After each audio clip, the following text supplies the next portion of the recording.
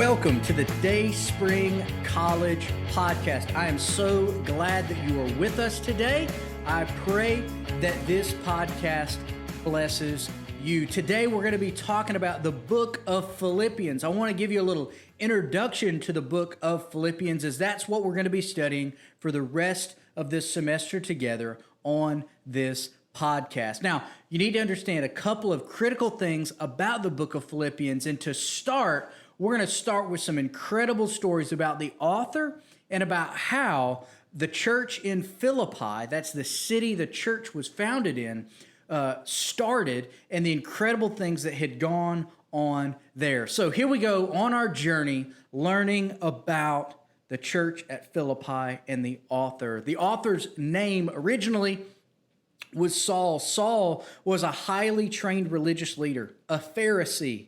These were the people whom Jesus often corrected for being legalistic and used religion from the Old Testament for personal gain.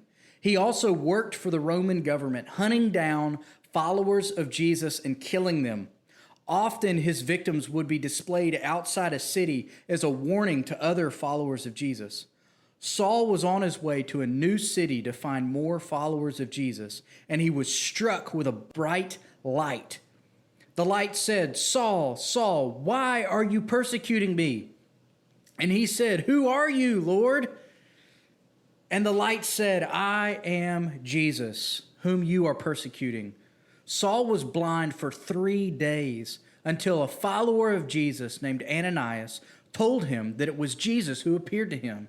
Saul changed his name to Paul as a symbol that his new life as a follower of Jesus had begun. An incredible transformation from Saul to Paul.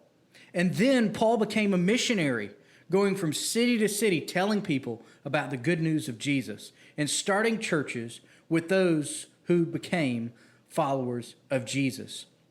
You can read about Paul's missionary's journey in a book of the Bible called Acts. It's in the New Testament right after the Gospels. And so in Acts chapter 16, what we can read about is what went down as Paul went to Philippi. Now, Paul rarely traveled alone. He had his bro with him, Silas. And so Paul and Silas are told to go to this city. Now, some important information about this city. This is a Roman province. Rome was in charge at the time. It's a Roman city-state. That meant it had a Roman governor. There were plenty of Romans around, and truly, we'll talk about the culture later, but it was very Roman. And so as some of these events go down, I'll explain them a little bit later, but some incredible things happen in Acts chapter 16 as Paul and Silas roll into Philippi to begin a church and to share the gospel. Paul met Lydia, a wealthy woman. She sold purple goods. That means she sold expensive stuff, all right? As he was speaking about Jesus, she was familiar with God and became a follower of Jesus that day. She was baptized along with her whole family. Then he healed a girl of demon possession who was being used by her owners to make money fortune telling. Paul was walking along the street, and this girl kept yelling out that he was preaching the good news about Jesus, of salvation. And Paul became so annoyed, he turns around and he just says, "Stop it, demon, come out of that girl." And as soon as he said that, the demon was removed from the girl. But unfortunately, the owners were extremely angry because they owned that girl and they used her for fortune telling and made money from her. And so they were so angry that they threw Paul and Silas in jail. They were arrested. They were beaten with rods and thrown into jail. While they were in jail, they prayed and sang hymns all through the night. Suddenly, a great earthquake came and opened all the cell doors and shook off everyone's chains. The jailer saw the open cells and knew that he would be killed for letting the prisoners free. So he drew his sword to kill himself. But Paul shouted, "Do not harm yourself, for we are all here." The jailer fell down and asked what he must do to be saved. Paul told him, "Believe in the Lord Jesus, and you will be saved, you and your household." That night, the jailer and his family were baptized. Now, these are the stories that we know about Paul on his missionary journey while he was in Philippi. So these members, Lydia and the ladies who were with her, the demon-possessed girl who had been healed, the Philippian jailer and his family, all of these people became the church at Philippi.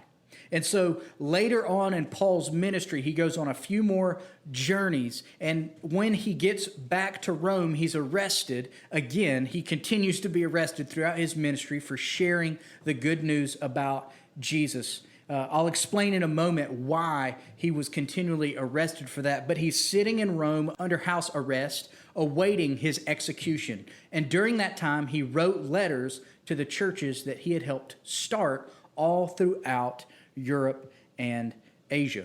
And so this is the letter to the Philippians. The theme of the letter is Paul's encouragement to them. These were faithful followers of Jesus, and truly they were living out their faith well, and they had even been generous and sent Paul money and sent him supplies as he needed them on his missionary journeys. And so the tone, the theme of this letter is encouragement. The purpose of the letter is that Paul wrote this letter to encourage and to challenge the Philippians to grow in their faith. An interesting thing is that the letter would go through a messenger. A messenger would take the letter from Paul because he was under house arrest, and he would take that letter to the church in Philippi, read the letter out loud, and would share that as well as take questions. And it was a very engaging thing when they would receive a letter. It was a big, big deal. Now, let me tell you a little bit about the city of Philippi, because there's some really interesting things about it that impact the way that followers of Jesus would have lived in that city, as well as the church and how it would have operated. First of all, as I said earlier, that Philippi is a city-state in Rome, meaning it had a Roman governor and it was under full Roman control. Now, it's important to say that because Rome controlled everything, even religion, and they had two classifications for religion: legal and illegal. At the time of Paul, Christianity had not been accepted or rejected by Roman officials. In fact, the first encounter with the Roman government occurred at Philippi when Paul was arrested. Since the first missionary leaders were Jews, and it seemed likely that the Romans considered Christianity a sect of Judaism, a part of Judaism as a religion. After the destruction of the temple, it became increasingly clear that Christianity did not have a tie to Judaism to qualify it as a national religion, and the potential for persecution from the Roman government increased. So Christianity was attached and legal to Judaism for a moment. And then as soon as the Romans realized that there was no attachment to Judaism, it became illegal. And so therefore, that is why Paul was continually arrested as he was preaching the gospel in these Roman city-states. Some other interesting things about Philippi: it contains ruins of the temple of Apollo, who was particularly known for divination, which makes sense why the girl who was demon-possessed was practicing fortune-telling and those kind of things. And also Artemis. There was a temple to Artemis there. And so those Greek gods were primarily, Greek and Roman gods were primarily celebrated there in Philippi. A couple of pieces, information about culture, which is really interesting, how kind of diverse it was. The primary language there was Latin, and this was the most Roman city Paul visited. In other words, the culture that the city of Rome had most permeated Philippi. And that's because it was just off, just a little distance away from a harbor. And so a lot of business was done there. That's the reason Lydia was there. She was down at the river whenever Paul was preaching, and she had come to Philippi as a seller of purple goods to make more money for her business because Philippi was such an industrious place. There's some other local religions that were around Philippi. Of course, Greek gods we already talked about, but also upwards of 40 plus Eastern and Egyptian cults. These were places where people might worship and even be almost kidnapped into. You hear that word cult, it's important. And so there was religion going on in Philippi, but none of it was Christianity, if you will. So they would not have been familiar with the themes and the statements that Paul was making. A couple of literary features. This is a letter. It operates just like a letter me or you might write. There's an introduction. Hey guys, what's up? How are you guys doing? There's a body that addresses issues, problems, or offers encouragement. Lots of encouragement from Paul here.